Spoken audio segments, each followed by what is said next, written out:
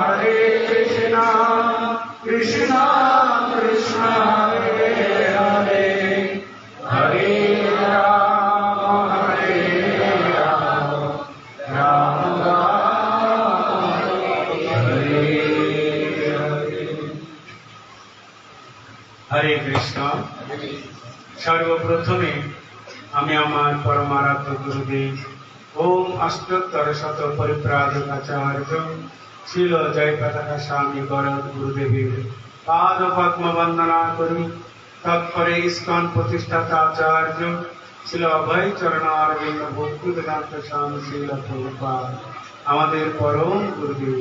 ওনার শ্রীপাদ পদ্ম বন্দনা পূর্বক উপস্থিত সকল ভক্ত সজ্জন মন্ডলী, দূর দূরান্ত থেকে আগত ভক্তবৃন্দ, আপনাদের সকলের শ্রীচরণ আমি ভক্তিপূর্ণভাবে প্রণাম এবং বন্দনা করি। আজকে আমরা এই পাষণ্ড গ্রাম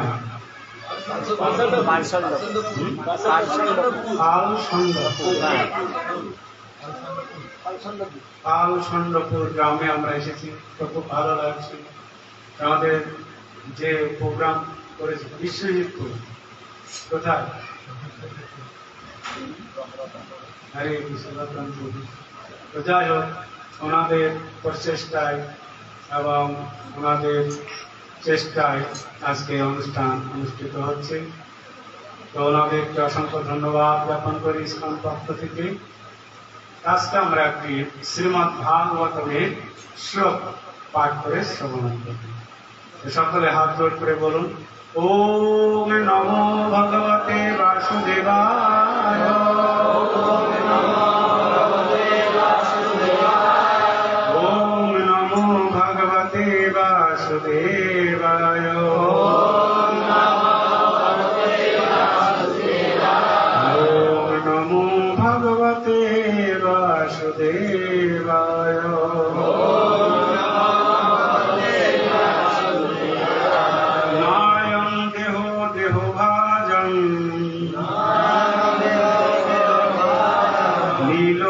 কষ্টং আমনহট্ট গুরু বিসঙ্গে তপদীপং পুত্রকা যেন সত্যং শুদ্ধ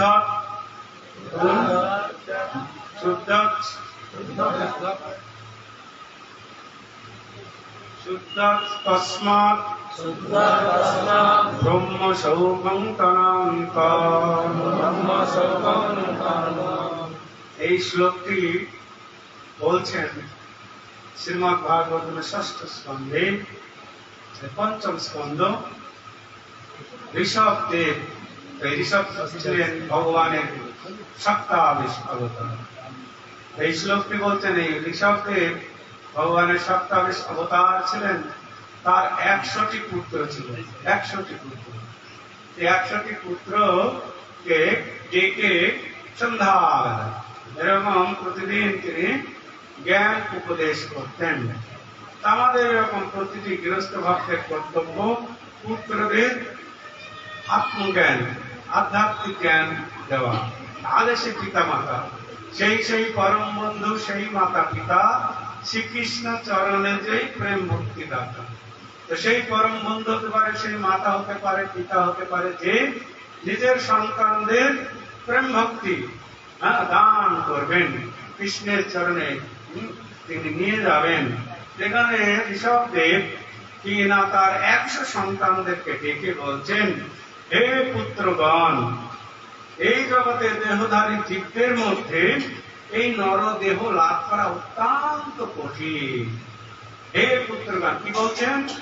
হে পুত্রগণ, এই জগতে দেহধারী জীবদের মধ্যে, এই জগতে সকলের দেহ ধারণ করতে হয়, সকলে দেহ ধারণ করতে হয়। এই দেহধারী জীবদের মধ্যে এই সর্বশ্রেষ্ঠ হচ্ছে এই নরদেহ। এই নরদেহ লাভ করে কেবল ইন্দ্রিয় সুখ ভোগ করার জন্য কঠোর পরিশ্রম করা উচিত নয়। যে ইন্দ্রিয় সুখ ভোগ গুলো আমরা করতে যাচ্ছি, সেই ইন্দ্রিয় সুখ ভোগ গুলো পৃষ্ঠাভোজী শূকর এবং কুকুরেরা তা অনায়াসে লাভ করে থাকে। পৃষ্ঠাভোজী কুকুর, আমরা যে সুখ ভোগ করতে যাচ্ছি, এই সুখ ভোগ গুলো এই জড় জগতে যে সুখ ভোগ আমরা বর্তমানে করছি, এগুলো শূকর এবং কুকুরেরা এত পরিশ্রম করে না। আমরা দুটো খাওয়া থাকার জন্য কত পরিশ্রম করতে হচ্ছে, তাই নয় কি?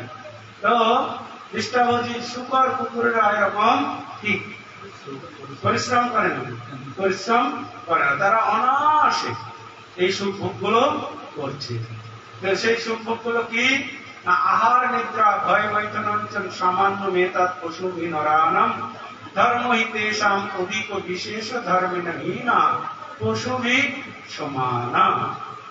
আমরা যে সুখ ভোগ গুলো করছি সব আহার নিদ্রা ভয় আর মৈথুন জনিত, যা এই জীব জগতের সকল প্রাণীরাই করে থাকে। আহার, তো আমরা আহার করছি, আমরা তো রান্না করে খাচ্ছি, আর অন্য জীবেরা হয়তো একটা পাখি রান্না করে খাচ্ছে না, গাছের ফল খেয়ে খাচ্ছে, পোকামাকড়কে জীবন যাপন করছে। উদ্দেশ্য হচ্ছে আহার করা, ক্ষুণ্ণ নিবৃত্তি করা, জীবন ধারণ করা। এইরকম আহার আমরা সকলেই আহার করছি। তার জন্য পশু পাখিরা দেখুন এত পরিশ্রম করে না, করে নাকি? পশু পক্ষীরা এত পরিশ্রম করে সারাদিন একটু খেলো খেলো আবার সন্ধ্যাবেলায় ঘরে চলে যাবে ঘুমান। কিন্তু মানুষ দিন রাত কঠোর পরিশ্রম করছে দুটো খাবার জন্য। এইরকম সুখ ভোগ পৃষ্ঠাভোজী শূকর, শূকরেরা এত পরিশ্রম করে না, তারা এরকম সুন্দর খাচ্ছে। এরকম শূকর দেখবেন যারা আছে শূকর, সকালবেলায় তারা ওই ছেলে মেয়েদের ডেকে স্টেশনের ধারে বাজারের পাশে সব মানুষ যায় পায়খানা করতে, সেখানে চলে যাচ্ছে। তারা এখন ঠিক আমরা যদি মনে করি এখন গরম গরম লুচি খাবো, একটু আলুর দম, তাহলে অনেক খাটতে হবে। হেঁটে বাজারে যেতে হবে, অর্থ রোজগার করতে হবে প্রথমে, তারপরে বাজারে যেতে হবে, আলু কিনতে হবে, আদা কিনতে হবে, লঙ্কা কিনতে হবে, তেল মশলা কিনতে হবে, আটা কিনতে হবে। তারপরে বাড়িতে এসে ওইগুলো দিলে যদি স্ত্রী ভালো হয় তাহলে রান্না করে দিবে, আর না হলে আর খাওয়া তো তারপরে খেতে পারে। কিন্তু শুকরেরা এরকম গরম গরম সকালবেলায় গরম গরম তারা খাবার পাচ্ছে, তার খাদ্য ওইটা, তার খাদ্য বিষ্ঠা, বুঝতে পারছে? সেটাই খুব আনন্দ পাচ্ছে, গরম গরম গরম ছেলে মেয়েগুলোকে ডাকছে, ভোর হয়ে গেছে, ছুটি যেতে হয়, নিমন্ত্রণ এসে গিয়েছে, গিয়ে তারা খাচ্ছে, আনন্দ পাচ্ছে। আর তারা শুয়ে আছে এই গরমকালে, তারা ঠান্ডা যেখানে সেখানে ওই রোদটা সকলেরই আছে, ঠান্ডা জায়গায় দেখতে হবে। বেশি নর্দমা ভেজা স্বেচ্ছাতে জায়গা ওখানে ঠিক থাকবে, কেন? তাদেরও জ্ঞান আছে না ভালো জায়গায় থাকতে হবে, ঠান্ডা জায়গায় থাকতে হবে। এটা মানুষেরও আছে, মানুষ এসি লাগাচ্ছে নাকি, হ্যাঁ, ঘরে নিদ্রা, ভালো জায়গায় শুয়ে থাকবে, আনন্দ করবে, আনন্দ নিদ্রা সুখ উপভোগ করবে। পশু পক্ষীদেরও আছে, মানুষের ভেতরেও আছে। তা আমাদের আর কি একটা বাবুই পাখি যে সুখ ভোগ করে আমরা মানুষও পারবো না। বাবুই পাখি কত সুন্দর বাসা বাঁধছে, যা মানুষের দ্বারাই সম্ভব না। তো সেই বাবুই পাখি কি কোনো ইঞ্জিনিয়ারিং কলেজে পড়তে গিয়েছে? একটা বাড়ি বানাতে ইঞ্জিনিয়ারিং কাছে চলো, পাস করতে হবে সরকারি, এটা ওটা কত কিছু। কিন্তু বাবুই পাখি তো বাসা বানায়, মানুষ পারবে না তো? তো বাসাগুলো একটা ছেলে থাকবে, মেয়েরা থাকবে, ভেতরে অনেকগুলো পার্ট থাকে। তো তারা কি না রাত্রে জোনাকি পোকা ধরে নিয়ে যায়, দিনের বেলায় মেঘের রাতে না, রাত্রে কি লাইট জোনাকি পোকা আলো দেবে। তাদের কত সুন্দর উন্নত চিন্তাধারা আছে, ভালো থাকা ভালো খাওয়া এগুলো সকলের ভেতরেই ঠিক আছে। তাই বলছেন, হে পুত্রগণ, এই নরদেহ লাভ করে, এই নরদেহ এই মনুষ্য জীবন লাভ করে দিন রাত কঠোর পরিশ্রম করা উচিত নয়। দুটো কি না কি সুখ ভোগ করার জন্য ইন্দ্রিয় সুখ ভোগ, তারা পশু পক্ষীরা সবাই করে। তপদীপং যেন পুত্র পা, তোমরা তপস্যা করো, তপস্যা করলে কি না অন্তহীন ব্রহ্ম সুখ তোমরা লাভ করবে। অন্তহীন ব্রহ্ম সুখ, ভগবানের সেবা করে যে সুখ সেটাকে বলা হবে হয় ব্রহ্ম সুখ। তা আমাদের এরকম প্রতিটি মানুষের কর্তব্য না ভগবানের আরাধনা করা। এই ঋষভদেব ছিলেন ভগবানের সন্তান, তার ছেলেদের এরকম অনেক কথা বলেছেন। তো ঋষভদেবের যখন বয়স হলো তো তখন তিনি রাজ্যভার তার জ্যেষ্ঠ পুত্র ভরত মহারাজ তার উপরে ন্যস্ত করে তিনি জঙ্গলে চলে গেলেন তপস্যা করতে। তা আমাদের এরকম প্রতিটি মানুষের সারা জীবন সংসার করা উচিত নয়। যখনই দেখা যাচ্ছে 50 বছর 60 বছর বয়স হয়ে যাচ্ছে তখন উপযুক্ত ছেলেদের উপরে সংসার দিয়ে তাকে ভজন সাধনে রত হতে হবে, হরিভজনে রত হতে হবে। সারা জীবন সংসার করার জন্য এখানে আমরা আসিনি। ভক্তিবিনোদ ঠাকুর সেই জন্যই বলছেন দুর্লভ, এই যে দুর্লভ সমস্ত দেহধারীর মধ্যে দুর্লভ এই মনুষ্য জীবন লাভ করে এরকম ইন্দ্রিয় সুখ ভোগ করা উচিত নয়। দুর্লভ মানব জন্ম লোভিয়া সংসারে কৃষ্ণ না ভজিন দুঃখ কহিব কাহারে। সংসার সংসার করে নিচে গেল কাল, লাভ না হইল কিছু ভজিল না কাল। কিসের সংসার এই ছায়াবাজি প্রায়, ইহাতে মমতা করি দিন রায়। কিসের সংসার সেটা আমরা বুঝতে পারছি না। বর্ধব্যের মতো আমি করি পরিশ্রম, তার লাগে এত করি না ঘুচিল ভ্রম। খাই দায় করি পরিচিন্তাহীন, নাহি ভাবি এ দেহ ছাড়িব কোনদিন। আমরা এই দেহ ছাড়বো কোনদিন এটা ভাবছি না কোনো সময়। সেই ঋষভদেব তার সন্তানের উপরে রাজ্যভার দিলেন, দিয়ে তিনি তপস্যা করতে চলে গেলেন। আমাদের এরকম গৃহস্থ জীবনেও 50 বছর হয়ে গেল, ছেলেদের উপরে রাজত্বে ভজন সাধনে রত হতে হবে। তো তিনি চলে গেলেন, ভরত মহারাজ একদম সুন্দর রাজ্য পরিচালনা করতে লাগলেন, সবাই খুশি। রাজ্য পরিচালনা করতে করতে তারও যখন বয়স হলো, সেও উপযুক্ত ছেলেদের উপরে রাজ্যভার নিয়ে তিনিও জঙ্গলে গেলেন তপস্যা। তপস্যায় এমন ভাবে সে দৃঢ় ভাবে তপস্যা, না আমাকে ভগবানের কাছে ফিরে যেতে হবে। এই যে আমরা যে ভজন সাধন করছি সকলে, উদ্দেশ্য কি? ভগবানের কাছে আমাকে ফিরে যেতে হবে। লোক দেখানো ভজন নয়, ঠিক উদ্দেশ্য হচ্ছে আমাদের ভগবানের কাছে ফিরে যেতে হবে। তার জন্য একটু কষ্ট হতে পারে, সাধনা করতে গেলে একটু কষ্ট হয়। কেন না মানব জীবন নহে সুখ ভোগ করে, মহান কর্তব্য আছে মাথার ওপরে। দুঃখ যদি পায় আমি কিবা খেত গায়, উদ্দেশ্য সাধিতে যেন এ জীবন যায়।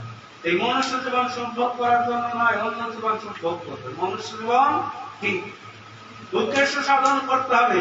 উদ্দেশ্য সাধন কি উদ্দেশ্য? না আমাকে ভগবানের কাছে ফিরে যেতে হবে। আর এইটা কেবল মনুষ্য জীবনেই সম্ভব, অন্য কোন জীবনে সম্ভব নয়। সকল জীবনে মাতা পিতা সবে পায়, গুরু কৃষ্ণ নাহি মিলে ভজ হিয়ায়। সব জীবনে মাতা পিতা পাওয়া যাবে, কোন জীবনে পাওয়া যায় না? শুধু দুটো জিনিস পাওয়া যাবে না অন্য জীবনে, কি? গুরু, সৎ গুরুদেব পাওয়া যাবে না, এবং ভগবান কৃষ্ণকে পাওয়া যাবে না। গুরু কৃষ্ণ নাহি পাওয়া যায়, আর সব পাওয়া যাবে অন্য জীবনে। আমরা এই মনুষ্য জীবনে সেই সুযোগটা আমরা পেয়েছি, সৎ গুরুদেব লাভ করতে পারবো এবং কৃষ্ণকে লাভ করতে পারবো, যাতে এই মনুষ্য জীবনের মূল লক্ষ্য, তো সেটা আমরা পেতে পারি। এইরকম ভরত মহারাজকে রাস্তা দিয়ে ভরত মহারাজ ছেলেদের উপরে রাজ্য দিয়ে আবার তিনি চলে গেলেন জঙ্গলে তপস্যা করতে। তো হরিদ্বারে গণ্ডকী নদী আছে, সেই গণ্ডকী নদীর ধারে সাধন ভাদন করতে করতে উন্নত স্তরে চলে গিয়েছেন। হরিনাম করতে করতেই ভগবানের ধ্যান করতে করতে সমাধি হয়ে যায়। সমাধি সমাধি বুঝতে পারছেন? আমরা অনেকদিন হরিনাম করছি, কিন্তু সমাধি বা হরিনাম করলে কৃষ্ণ প্রেম হবে সেটা আমাদের হচ্ছে না। কেন আমরা হরিনাম করছি আর কি করি না, অপরাধ করি। এক কৃষ্ণ নাম করে সর্বপাপ নাশ, প্রেমের কারণ ভক্তি করেন প্রকাশ, প্রেমের উদয় হয় প্রেমের বিকার, সচ্ছেদ কম্প পুলকাশ্রু ভগবদ শ্রুধার, অনায়াসে ভবক্ষয় কৃষ্ণের সেবন, এক কৃষ্ণের নামের ফলে পায় এত ধন, হেন কৃষ্ণ নাম যদি লয় বহুবার, তবু যদি প্রেম নয় নয় অশ্রুধার, তবে জানে তাহাতে অপরাধ প্রচুর, কৃষ্ণ নাম বিস্তারে না হয় অঙ্কুর। আমরা অনেকদিন হরিনাম করছি কিন্তু সে কম্প অশ্রু এগুলো, সে ভরত মহারাজের সময় তখন এরকম ধ্যান ছিল, ভগবানের চিন্তায় মগ্ন হয়ে যেতেন, কিন্তু বর্তমানে এরকম ধ্যান নেই। কলিযুগে ধ্যান নেই, কলিযুগে মানুষ ধ্যান করতে পারবে না। কেন? ধ্যান করতে লাগবে যোগাসনে বসতে হবে, পদ্মাসন, পদ্মাসন বুঝতে পারছেন, যোগাসনে বসতে হবে, বসে যোগ মুদ্রায় বসে গিয়ে হরি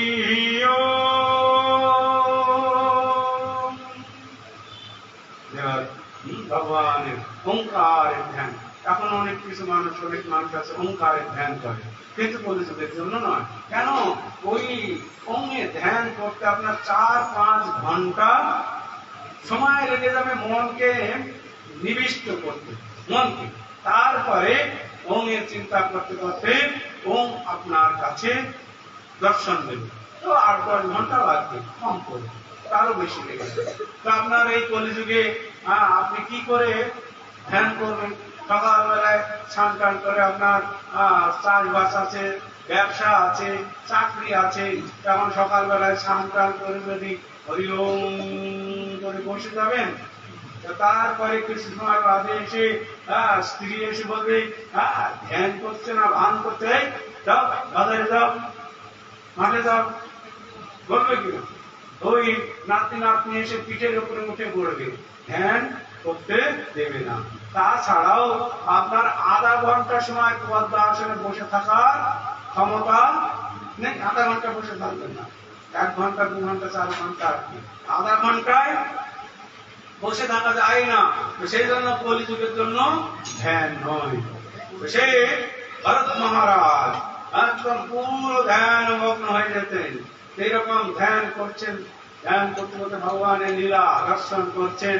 এইরকম সময় একটা হরিণ গর্ভবতী ছিল, তো সে জল পিপাসায় সেই গণ্ডকী নদীতে জল খেতে গিয়েছে, একটু জল পান করেছে মাত্র, আর একটি বাঘ সে হরিণটাকে ধরার জন্য ডাক ছেড়েছে। আর হরিণ বাঘের ডাক শুনে তার প্রাণ কি আর খাঁচায় থাকে, একদম ঝাঁপ মারলেন জলে, জলে ঝাঁপ মারলেন। তো যেতে যেতে যেহেতু সে গর্ভবতী ছিল, গর্ভপাত হয়ে গেল মাঝখানে জলে। তো হরিণটা সাথে সাথে ওই ডাঙায় উঠতে কি হলো না, প্রাণ ত্যাগ করলো, ডাঙা তো পারে গিয়ে প্রাণ ত্যাগ করলো। আর না বাচ্চাটা ভেসে যেতে লাগলো। তখন ভরত মহারাজ দেখছেন, আরে শিশুটা, হরিণ শিশুটা, কে দেখলো মাটা মারা গেল, তো ও তো মারা যাবে।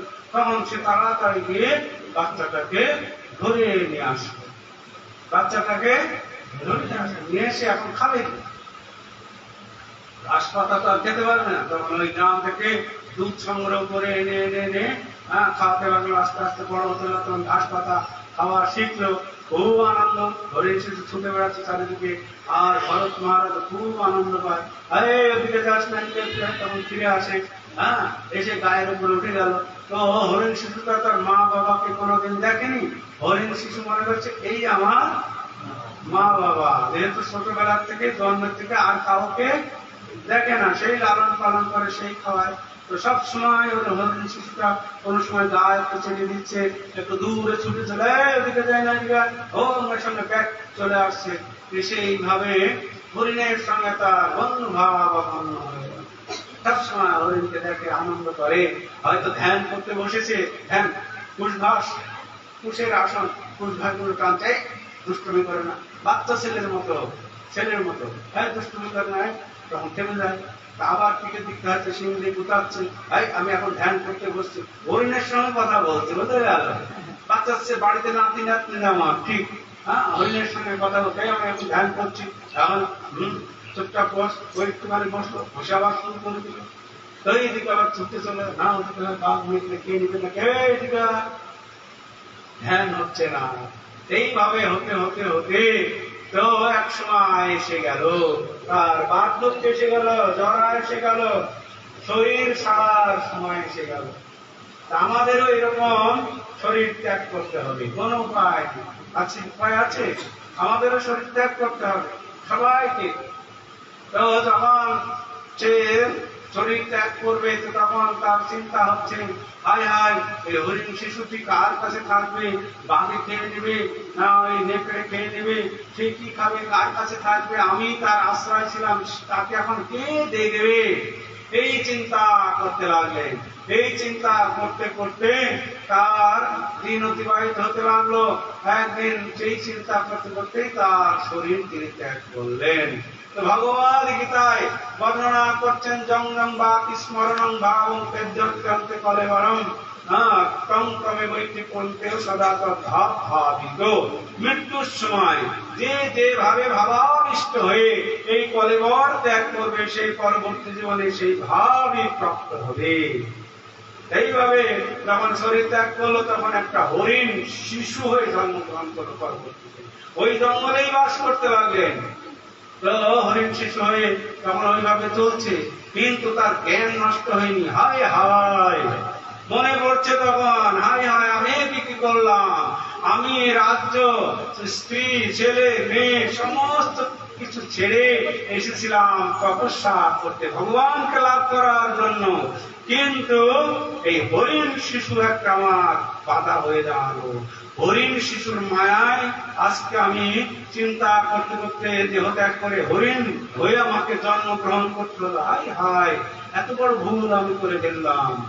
তখন তার জ্ঞান আছে, না আমাকে আর সময় নষ্ট করলে হবে না, কিভাবে আমি আবার ভগবানের আরাধনা করতে পারি, কিন্তু অন্য জীবনে হরিভজন হবে না। তো এমন একটা ছাগল, একটা গরুকে, হরিণকে হরিনাম করতে বলে হরিনাম করতে পারবে না? আরতি করতে পারবে না।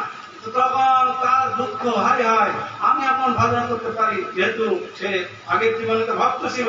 চেতনাটা, এই আধ্যাত্মিক চেতনা কখনো নষ্ট হয় না।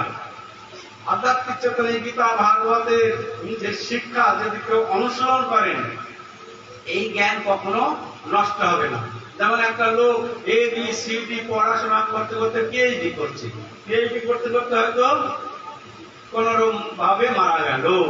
মারা গেলে হয়তো কোন ভাগ্যক্রমেও যদি তার জন্ম হয়, তাহলে কি হবে না, তাকে আবার জন্মগ্রহণ করে ABCD করতে করতে আবার পিএইচডি কোর্স করতে হবে, বুঝা গেল?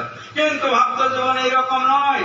এই কৃষ্ণ জ্ঞান, আধ্যাত্মিক জ্ঞান যদি কেউ লাভ করে, তো যেখানে থেকে শুরু করেছে আবার যেখানে ছেড়ে দিয়েছে, কেউ হয়তো ভগবানের কাছে যেতে পারলো না, ভগবানের কাছে যেতে পারলো না, ভজন সাধন করতে দেহ ত্যাগ করলো, সিদ্ধি লাভ করতে পারলো না, কিন্তু পরবর্তী জীবনে আবার সেইখান থেকেই শুরু করবে।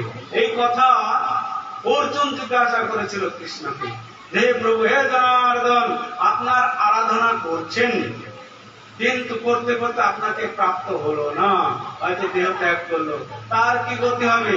সে কি ঊর্ধ্বগতি হবে তার, না তার অধোগতি হবে, না ছিন্নমুখের মতো ঘুরে বেড়াবে? ভগবান শ্রীকৃষ্ণ তাকে অর্জুন করে, অর্জুন তার খুব সুন্দর গতি হবে। পাপ্য পুণ্য কৃতাং লোকাং শাসিতি সিদ্ধি সমা সুচিনাং সীমতাং গৃহে যোগভস্ত বিজয়তে। সেই পুণ্যবান ব্যক্তি বহু বছর স্বর্গলোকে স্বর্গ সুখ উপভোগ করবে, তারপরে তিনি এই জগতে ফিরে আসবে, ফিরে এসে সুচিনাং সীমতাং গৃহে, সুচি বৈষ্ণব পরিবারে জন্মগ্রহণ করবে এবং ব্রাহ্মণ পরিবারে জন্মগ্রহণ করবে এবং ধনী পরিবারে জন্মগ্রহণ করে ওই ছোটবেলা থেকেই শুরু করে দেবে। এরকম দেখছেন না, সব ছোট ছোট বাচ্চারা এখন সব অনেক বাড়িতে সব জপ করছে, হরিনাম করছে, তিলক করছে, তাদেরকে শিখাতে হয় নাই জপ। ওই মা বাবা যদি জপ মালা না দিয়েছে তার ছিঁড়ে খাবে, এই যে জপ মালাতে জপ তিলক করে দিন মা বাবাকে, হ্যাঁ বলছে, নিজে করতে পারে না, কিন্তু মা বাবাকে বলছে। কেন? তারা হচ্ছে সব যোগভ্রষ্ট পুরুষ, ভগবানের কাছে আগের জীবনে যেতে পারেনি। কেন যেতে পারেনি? সব শুরু করেছে বুড়া বয়সে। এই যে আমরা যেমন দেখছি অনেক মানুষ আছে যৌবন সময় হরিভজন করছে না, সব কোন সময় এখন বুড়া বয়সে হরিভজন করতে গেলে ভগবানের কাছে ফিরে যাওয়া যাবে? হ্যাঁ, ভগবানের কাছে ফিরে না যেতে পারলে সুযোগটা পাওয়া যাবে কি? হ্যাঁ, তো যারা খুব ভালো করে ভজন করবে তারা চলে যাবে। এইরকম আর যদি সংসারের প্রতি কোনো আসক্তি না থাকে, মোহ না থাকে, ভগবানের কাছে চলে যাবে। আর যদি সংসারের প্রতি আবার আসক্তি থাকে বা কিছু, আবার জন্মগ্রহণ করতে হবে, সুযোগ আছে কি? ভক্ত পরিবারে জন্ম হয়ে যাবে, তো তখন সেখান থেকেই সে আবার কি শুরু করে দেবে, কোনো চিন্তা নাই। তো হরিভজন ভক্ত জীবনটা হচ্ছে খুব সুন্দর জীবন। যেমন কুরুক্ষেত্রের যুদ্ধে আপনার যে জয়লাভ করবে সে রাজ্য সুখ উপভোগ করবে, আর যে মরে যাবে সে স্বর্গ প্রাপ্ত হবে, কোনোটাই লস নাই যুদ্ধে। আমাদের এই ভক্ত জীবনে কোন ভগবানের কাছে যেতে বলে তো গেলেন ভালো, না যেতে বলে আবার পরবর্তীতে সুযোগ পেয়ে যাচ্ছেন, ভক্ত পরিবারে জন্ম হবে, বোঝা গেল? কোনো চিন্তা নাই, হরিভজন শুরু করুন। তো এইভাবে ভরত মহারাজ হরিণ হয়ে জন্মগ্রহণ করলেন। ওরে হায় হায়, আমি রাজ্য পাট স্ত্রী পুত্র নাতি নাতনি ছেড়ে এসেছিলাম হরিভজন করতে, আর হরিণের মায়ায় পড়ে গেলাম। তখন না, আমাকে ভজন করতে হবে, কিন্তু হরিণ কি করে করবে? তখন ঘুরতে লাগলো, ঘুরতে ঘুরতে একটা আশ্রম দেখছি, মানে অনেক মনি ঋষি। একটা সুযোগ পাওয়া গেল। তো ওই মনি ঋষিদের আশ্রমে গেলেন, গিয়ে চুপচাপ থাকতো। ঋষিরা হরি কথা বলতো, তখন শ্রবণ করতো, ছোটাছুটি করতেন, অন্য হরিণদের সঙ্গে মিশত না। এবং সেই ঋষিরা দেখতেন, বাহ খুব সুন্দর হরিণ আশ্রমের একটা শোভা, তো কিছুই পালিয়েও যায় না। ওই মনি ঋষিরা হাত বুলিয়ে দিলে থাকে, এবং খাওয়া দাওয়ার পরে যা কিছু উচ্ছিষ্ট পাই, সেই উচ্ছিষ্ট খেয়েই সুন্দর থাকে।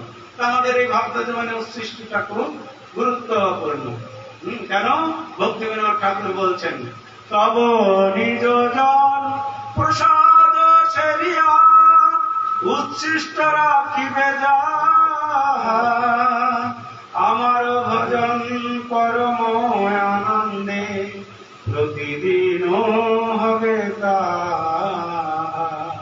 তব নিজ জন, ভগবানের নিজ জন ভক্ত প্রসাদ পেয়ে যা কিছু উচ্ছিষ্ট রাখবে পরম আনন্দে, সেটা সে গ্রহণ করবে, সেটাই তার। এইভাবে সে হরিণ কি করলেন না, সে আশ্রমে থাকতে লাগলেন। মনে ঋষিরা খেতে দিত সৃষ্ট কথা খেয়ে জীবন ধারণ করতে লাগলেন। আর শুধু মনে চিন্তা, এই দেহ আমি কবে ছাড়বো, এই দেহটা আমি ছাড়বো, এই দেহ তো হরিভজন হবে না। এইভাবে চিন্তা করতে সে হরিণ দেহ এক সময় ত্যাগ করলেন। ত্যাগ করে তিনি একটা ব্রাহ্মণ পরিবারে জন্মগ্রহণ করলেন। ব্রাহ্মণ পরিবার, সেই ব্রাহ্মণের অনেকগুলো সন্তান ছিল। সেই সন্তানদের ভিতরে একদম বোকারাম হয়ে থাকে, হাবা বুবা থাকে। কেন? ও দেখছে আমি দুটো জন্ম নষ্ট করে ফেলেছি, ঠিক আর সময় নষ্ট করা যাবে না। কেন? আমার যদি কারো প্রতি আর মোহ না থাকে, সেজন্য কারোর সঙ্গে কথা বলতো না।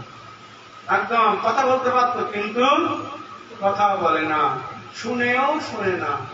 আমার বাড়ির লোক দেখছি একটু পাগলা, তো ওই বাসি পান্তা যা কিছু থাকে খেতে দেয়, ওই খায় ব্রাহ্মণ।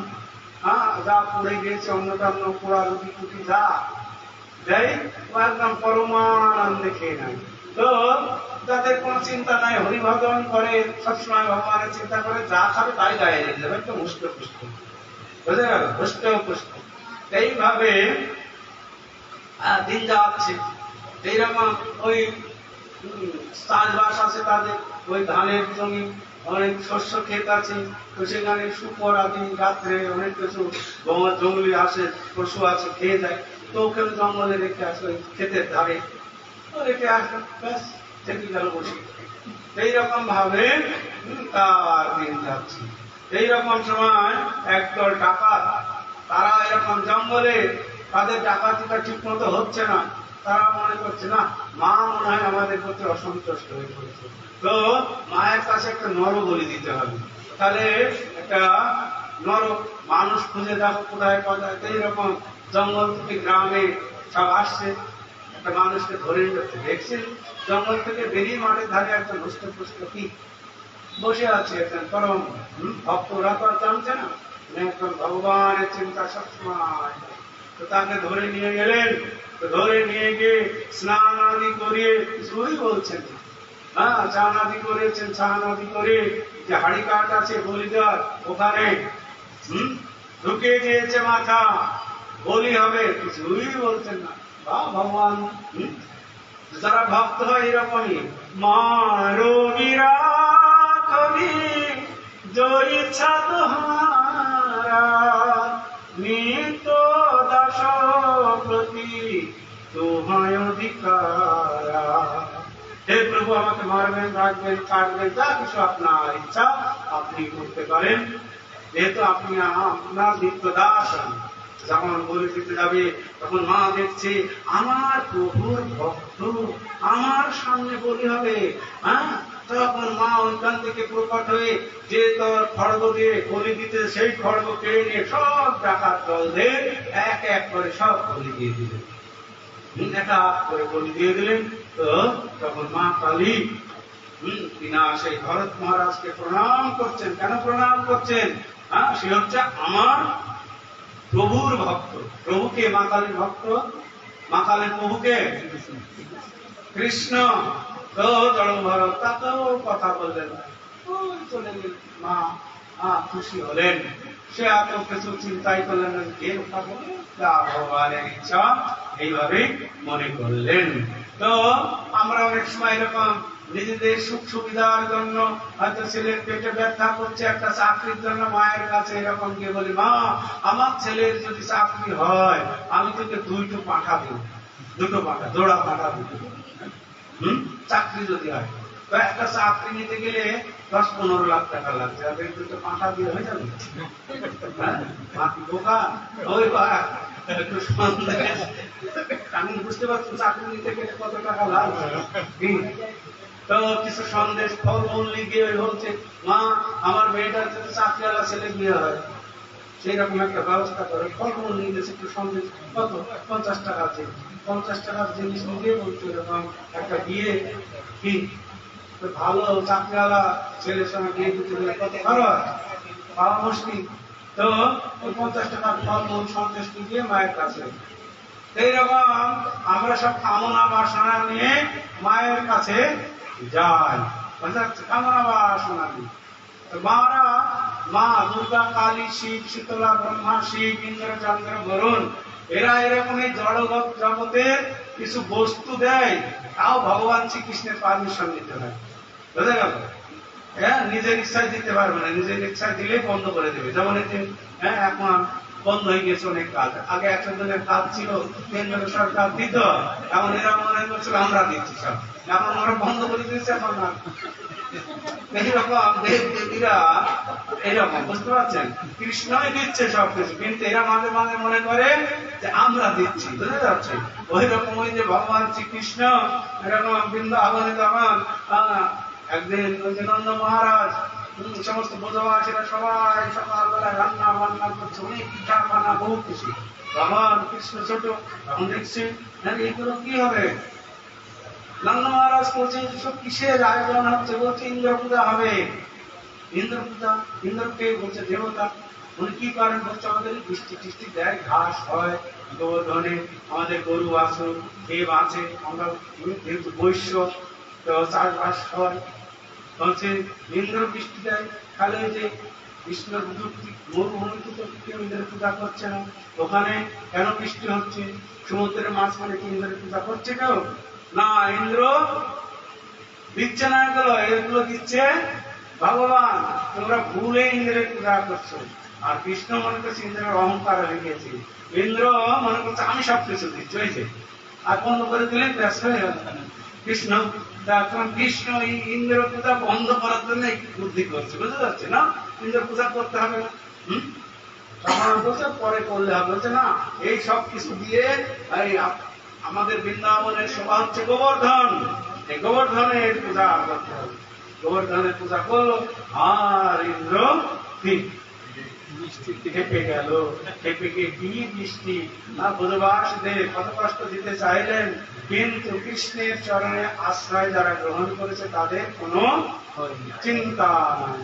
কৃষ্ণ সঙ্গে সঙ্গে কি করলেন না, তাদের গোবর্ধন ধারণ করে রক্ষা করলেন। এইভাবে দেখা যায় যে সমস্ত দেব দেবীরা আমাদের কামনা বাসন একটু পূরণ করতে পারে, কৃষ্ণের থেকেই আসছে তা। তো সেজন্য বলছেন এটা অবিধি পূর্বক আমারই পূজা করছে, ভগবত গীতায় বলছেন। ভগবান কৃষ্ণ বলছেন দেব দেবীর আরাধনা সব অবিধি পূর্বক আমারই ভজনা করছেন। এই যে এখন দুর্গা পূজা এসে গেল না, কবে থেকে আসতে না কালকে, এই দুর্গা পূজা এসে গেল। এখন কত আনন্দ বাঙালিদের, নাকি বাঙালিদের আনন্দের আর সীমা নাই। হ্যাঁ, কত রকমের সব কাপড় চোপড় যে কিনবে, কিন্তু একজনের আছে ঘরে হয়তো 20টা কাপড় আছে, তারপরেও এখন কাপড় চোপড় কিনবে। কাপড় চোপড় না দিলে সংসারে অশান্তি, অশান্তি হয়ে যাবে। আপনারা সকলে নিয়েছেন তো কাপড় চোপড় সব? হ্যাঁ, কাপড় চোপড় নিয়েছেন? সকলে নিয়েছেন নাকি? হ্যাঁ, সকলে নাকি? তো হয়তো যারা নিয়েছেন কাপড়ই নিয়েছেন, চোপড় তো নেননি। চোপড় নিয়েছেন নাকি? হ্যাঁ, চোপড় কেউ কোনোদিন নিয়েছেন? কাপড় চোপড় কিনতে হবে, চলো বাজারে হাটে, তো চোপড় তো কিনেছেন। এইরকম একটা দেশের রাজা ছিল, রাজা খুব ভালো, রানীকে প্রতি মাসে একটা করে নতুন শাড়ি দেয়, কাপড় দেয়, কিন্তু ভালোই আছে রানী। একদিন এরকম একটা ফেরিওয়ালা কাপড় যে সাইকেলে করে আগে মাথায় করে নিয়ে ঘুরতো, তো এরকম মাথায় করে একটা লোক এরকম বলতে বলতে যাচ্ছে, এই কাপড় চোপড় নেবেন গো, কাপড় চোপড়, কাপড় চোপড় আছে, কাপড় চোপড় নেবেন গো, কাপড় চোপড় বলতে বলতে যাচ্ছে। রানীর ছাদের উপরে পায়চারি করছে রানী। তখন রানী মনে করছে, আরে রাজা তো আমাকে ঠকায়, ওই সবসময় কাপড় দেয়, চোপড় তো কোনোদিন দেয় না। হ্যাঁ, সবসময় আমাকে কাপড় দেয়, আর চোপড় তো বলে দেয়, আমি চোপড় করবো। তখন রাজা বলছে, রাজা বলে আমাকে চোপড় তুলে দেওয়া, চোপড় কোথায় বলছে, বলছে দেখো যে শোনো, হ্যাঁ, ওই লোকটা বলছে কাপড় চোপড় নেবেন গো, কাপড় চোপড়। তাই রাজা যখন খবর দিয়েছে, লোক দিয়ে ডাকো লোকে, তখন এসছে মনোর মহারাজ বলছে, আমার রানী চোপড় চাই। কাপড় তো আমি অনেক দিয়েছি, কিন্তু চোপড় করেন, এখন চোপড়ে পারে, চোপড় দাও। মানে ওই লোক খুব চালাক, মারাত্মক চালাক। দেখুন রাজা মশাই, যা চোপড় ছিল সব বিক্রি হয়ে গেছে, এখন তো আর রানীমাকে তার সাধারণ চোপড় দেওয়া যাবে না, আমার কাছে চোপড় শেষ। বলছে চোপড় বলে যদি না থাকে তাহলে তো মারবো। তো বলছে তাহলে চোপড় নেই? বলছে না, তাতে আমার রানীর জন্য চোপড় দিতে হবে। বলছে তাহলে 1 সপ্তাহ সময় দিতে হবে। এই চোপড়ের কত দাম? বলছে 80,000 টাকা। তো মন্ত্রী মশাই 80,000 টাকা নাকি দিয়ে দেয়, যেহেতু রাজ্য ছেড়ে তার পালাতে পারবে না, সব জায়গায় ঘোড়ার পুলিশ আছে। তা একদম 80,000 টাকা দিয়ে দিয়েছে। বলছে ঠিক আছে, আমি সামনে সপ্তাহে এনে দেবো আপনার চোপড়। এখন বাড়িতে গিয়েছে, টাকাও নিয়েছে, বহু খুশি টাকা দিতে, কিন্তু ওনার খাওয়া দাওয়া সব শূন্য হয়ে গেছে। এখন পালাতে হতে পারবে না, চোপড় আর কোথায় পারবে, কোন দোকানে যাবে চোপড়? হ্যাঁ, ঠিক। খুব চিন্তাগ্রস্ত। তখন বউটা বলছে, যাক তুমি এত চিন্তা করছো কেন, কি ব্যাপার? বলছে এই ব্যাপার, এই যে 80,000 টাকা নিয়েছি এই চোপড়ের জন্য, কিন্তু আমি চোপড় কোথায় পাবো? কিন্তু তুমি কোথায় চোপড় পাবে? মহিলারা খুব বুদ্ধি, তো তুমি কোথায় চোপড় পাবে? চোপড় তো আমার কাছে। বউটা বলছে চোপড় তো আমার কাছে, আমি দেবো চোপড়। বলছে তাই? তাহলে তো বাঁচলাম। হ্যাঁ, মনে মনে করছে, তাহলে তো আমার চিন্তা নাই, চোপড় যদি তুমি দেবে তখন আর কি। বলছে ঠিক আছে, কবে যাবে? বলছে তো সামনে রবিবারে যাবো। বলছে তুমি একটা বাজার থেকে ভালো বাক্স কিনে নিয়ে আসো, বাক্স, চোপড় ঢোকাবো তো বাক্সের ভিতরে। তখন বাজার থেকে একটা সুন্দর বাক্স কিনে নিয়ে এসে বউটা তখন সব কিছু বলে দিলেন, চোপড় ঢুকিয়ে দিলেন, চোপড় বাক্সের ভিতরে ঢুকিয়ে দিলেন, আর বলে যাও গিয়ে এইগুলো এইভাবে বলবে, তাহলে তুমি আরো বকশিস পাবে আমার জন্য, আর টাকা নেবে আমার নামে ব্যাংকে রেখে দিবে, যা টাকা দিবে। তখন চলে গিয়েছে রাজবাড়িতে, চোপড় নিয়ে। তখন রাজা বলছে এসেছো এসেছো, বলছে হ্যাঁ। তখন রানীমা কোথায়? চোপড় দেব। তখন রানী এসছে, রাজা এসছে, মন্ত্রী এসছে, আরো লোকজন ঘিরে ধরেছে। তখন সবাই বলছেন তাহলে চোপড় দেখান। চোপড় দেখান বলছে রানীমা আগে দেখুন। রানীমা একদম যে বাক্স করতে লাগতে পারে, থামুন থামুন। রানীমা থেমেছে, কোথায়? আর শুনুন, চোপড় কিন্তু মারাত্মক জিনিস। চোপড় সবাই দেখতে পায় না, যার মা সতী সেই কেবল এই চোপড় দেখতে পায়। অসতী মায়ের ছেলে মেয়েরা কিন্তু এই চোপড় দেখতে পাবে না। তো রানী তো বলছে খুলুন, রানীমাকে বললেন। রানীমা খুললেন, তো খুলে দেখছে বাক্সের ভেতরে কিছুই নাই। এটা বউ শিখিয়ে দিয়েছে, বুঝতে পারছেন? ফাঁকা বাক্স দিয়েছে, আর এইরকম বলবে। সতী মায়ের সন্তান না হলে চোপড় দেখতে পারবে না। বাক্স একদম ফাঁকা, কিচ্ছু নেই। রানী বাক্স খুলেছে, খুলে দেখছে কিছুই না, ফাঁকা। এখন দেখছি আমি যদি এখন বলি ঠিক ফাঁকা বাচ্চা নিয়ে এসে এরকম হচ্ছে চোপড়, তাহলে তো আমি অসতী মায়ের মেয়ে হয়ে যাবো। আমি হচ্ছে রাজ্যের রানী, এই রাজ্যের রানী। তাহলে আমি যদি এখন অসতী মায়ের মেয়ে হই, তাহলে ওরা আমাকে কি বলবে? তখন রানী বলছিস না, এ বলা যাবে না। তো রানী বলছে আরে তুমি এতদিন কেন আসেনি? এত সুন্দর চোপড় আমার খুব পছন্দ, আমার খুব ঠিক পছন্দ। তো তখন পছন্দ তো ঠিক আছে, খুব ভালো, খুব খুশি। রাজামশাই আপনি খুশি তো? হ্যাঁ, স্ত্রী খুশি, আমিও খুশি। তো রানী মনে করছে আমি একা করবো, রাজা দেখি কি করে। রাজামশাই আমার খুব পছন্দ, আপনার পছন্দ হয় কিনা একটু দেখে নিন আপনি। তখন রাজামশাইকে বললেন যে রাজামশাই আপনি দেখুন একটু। রানী বলছে, রাজামশাই দেখতে গিয়ে তো ওই লোক বলছে দেখুন সত্যি মায়ের যদি ছেলে হবেন তাহলে আপনি দেখতে পাবেন। রাজামশাইকে বলছে, রাজা খুলে দিচ্ছে ফাঁকা, কিছুই না, একদম খালি বাক্স। রাজা দেখে দেখতে তুই কেন এতদিন আসিস নি?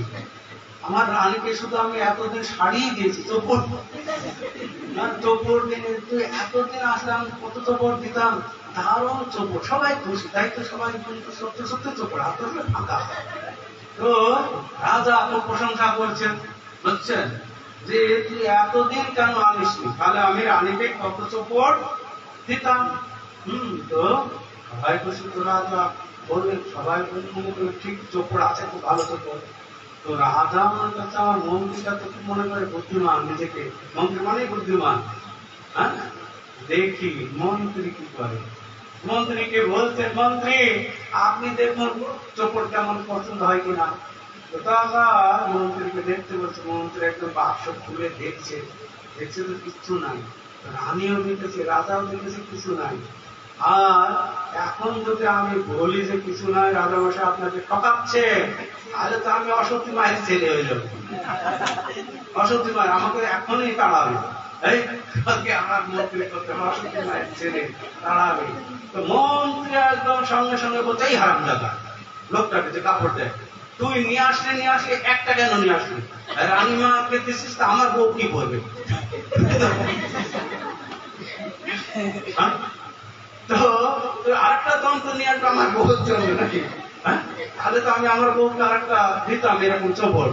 তো দারুণ চোপড়, তো একা রানীকে দিলে কিন্তু আমার বউ তো শুনলে কি আমার বউ বায়না ধরবে, তাহলে আমি কোথায় পাবো? তো একটা নিয়ে আসলে এত সুন্দর চোপড়, তো উনি আরো বেশি করে বলে দিলেন। তো এইভাবে রাজা রানী মন্ত্রী সবাই ওই চোপড়ের ফাঁদে পড়ে গেল। তখন মন্ত্রী বলছে, তাহলে আরো চোপড় আনতে স্ত্রীর জন্য। উনি বলছে দিন, আর ৮০,০০০ টাকা আমি দিয়ে দেবো। তো আবার নিয়ে গেল। তখন ওকে বলছে, এই চল তোকে আরো টাকা দেবো, ওই চোপড় আমরাই যা করলাম, কিন্তু আর কারোকে চোপড় তাহলে তুই ধরা খেয়ে যাবে নাকি? হ্যাঁ, তাহলে ধরা খেয়ে যাবে। এই জগতের মানুষ নিজে ঠকবে এবং অপরকেও ঠকাবে, সেজন্য আমাদের খুব সাবধান থাকতে হবে। কারণ এই দুর্গা পূজায় কত মানুষ কত আনন্দ আমোদ প্রমোদ করছে, কিন্তু এই দুর্গা পূজাতে কি দেখছেন আমরা? বিগ্রহ কি দেখছি? দুর্গা মায়ের পায়ের নিচে কি দেখছি আমরা? অসুর, মহিষাসুর। এই মহিষাসুর কে কেন মা বধ করছে? এই যে ত্রিশূল দিয়ে বধ করছে কেন? কৃষ্ণ বলি যেই জীব ভগবাঞ্ছা করে আধ্যাত্মিক তাপত্রয় তারে জারি মারে, কাম ক্রোধের দাস হয়ে কারলাতি খায়, ভ্রমিতে ভ্রমিতে যদি সাধু মধ্য পায়, তার উপদেশ মন্ত্রে মায়া পিশাচি পালায়, কৃষ্ণ ভক্তি পায় তবে কৃষ্ণ নিকট যায়। তো কৃষ্ণ ভুলি, কৃষ্ণকে বাদ দিয়ে যেই আমরা ভগবান চা করবো, ভোগ করার বাসনা করবো, তখন কি হবে? কৃষ্ণ বলে যেই যে ভগবান চা করে নিকটস্থ মায়া তারে জানতে ধরবে। আধ্যাত্মিক তাপত্রয় তারে জারি মারে। আধ্যাত্মিক তাপ আদি ভৌতিক, আদি আত্মিক আর আদি দৈবিক। এই তিনটা ত্রিশূল মানে তিনটে সুর আছে। ত্রিশূল দিয়ে অসুর দিয়ে ভালো মানুষকে মারছে নাকি? মা দুর্গা কাকে মারছে? অসুরকে মারছে। তো অসুর তাদেরকে বলা হয় যারা বেসুরে চলে। অসুর মানে ভগবানের কথা শোনে না, শাস্ত্রের কথা মানে না, তারা হচ্ছে অসুর। আর যারা ভগবানকে মানেন, ভগবানের কথা মতো চলে, তারা হচ্ছে দেবতা, ভক্ত। এখন অসুরদের মা দুর্গা, মা কালী, এনারা কি করেন না শাস্তি প্রদান করেন। যেহেতু মা দুর্গা এই জগতের দেখভাল করছে, প্রশাসন দেখছেন, প্রশাসনিক দিক মা দুর্গা দেখছেন। যেই রকম ভগবানের কথা শুনবে না, তাকে ওই রকম ত্রিশূল, তিনটে শুল, আধ্যাত্মিক, আদি দৈবিক, আদি আত্মিক, এই তিনটে শুল মানে যন্ত্রণা, শুল মানে যন্ত্রণা দিয়ে তাকে মারতে থাকবে। সেই জন্য যারা ভক্ত হবে, এই মা দুর্গা হচ্ছে মহামায়া। এই মহামায়া তখন যোগ মায়ায় পরিণত হবে ভক্তের কাছে। তখন ভক্তের কাছেই তাড়াতাড়ি ভগবানের বন্দনা করতে হবে, আরতি করতে হবে, যোগ মায়া হয়ে যাবে। আর অভক্তের কাছে মহামায়া, মোহমায়া দিয়ে তাকে ভগবানের থেকে দূরে রাখবে, তাকে শুধু যাতনা দিতে থাকবে। এই হচ্ছে মোহমায়ার কাজ। মোহমায়া মানে বলছেন যে কিরকম আমরা সবকিছু মনে রাখি, কিন্তু এই মোহমায়ার ফলে ভগবানকে ভুলে যায়। ভগবানকে ভুলে যাচ্ছে মোহমায়াতে। মোহমায়ার কাজ হচ্ছে ভগবানকে ভুলে রাখা। তাই বলছেন এই জগতে আমরা সবকিছু মনে রাখি, সবকিছু মনে রাখি, শুধু ভগবানের ভজন করার জন্য যে আমরা এই জগতে এসেছি এটাই শুধু ভুলে যায়, এটাই আমরা ভুলে যাচ্ছি। তো কেন না এই মোহমায়ার ফলে। এই মোহমায়াকে আমাকে অতিক্রম করতে হবে। কিভাবে? ভগবান গীতাতে বলছেন দৈবী এষা গুণময়ী মম মায়া গুণত্রয়া মাম এব যে প্রপদ্যন্তে মায়া বেতাং করন্তিতে। হে অর্জুন, আমার এই মায়া অতিক্রম করা অত্যন্ত কঠিন, কিন্তু যারা আমার ভক্ত হবে তাদের আর এই মায়া কোনো কিছু করবে না। আমাদের কি ভগবানের ভক্ত হতে হবে, তাহলে মায়া আমাদের কিছুই করবে না। আর না হলে মায়া কি করবে? কৃষ্ণ বলি যেই জীব ভগবান চাপা, কৃষ্ণ বলি যেই জীব অনাদি বহির্মুখ, অতএব মায়া তারে দেয় সংসার আদি দুঃখ। কৃষ্ণ বলি যেই জীব অনাদি বহির্মুখ, অতএব মায়া তারে দেয় সংসার আদি দুঃখ। সংসারে আমরা সুখ পাচ্ছি না দুঃখ পাচ্ছি? সংসার আদি দুঃখ। কবু স্বর্গে উঠায়, কবু নরকে ডুবায়, দণ্ড জানে রাজা যেন নদীতে চুপায়। সাধু গুরু শাস্ত্র কৃপায় যদি কৃষ্ণ উন্মুখ হয়, সেই জীব নিস্তরয়ে মায়া তাহারে ছাড়ায়। তো যখন আমরা সাধু বৈষ্ণবের কৃপায় যখন কৃষ্ণোন্মুখ, আমরা যখন কৃষ্ণকে ভুলে অন্য চিন্তা করছি, কৃষ্ণ বিমুখ হয়ে পড়েছি, তো যখন সাধু গুরু কৃপায় যখন আমরা কৃষ্ণোন্মুখ হব, সেই জীব নিস্তরয়ে মায়া তাহারে ছাড়ায়, মায়া তাকে তখন ছাড়ায়। তো সেজন্য আমাদের কি করতে হবে না কৃষ্ণ ভজন জোরদার ভাবে শুরু করতে হবে।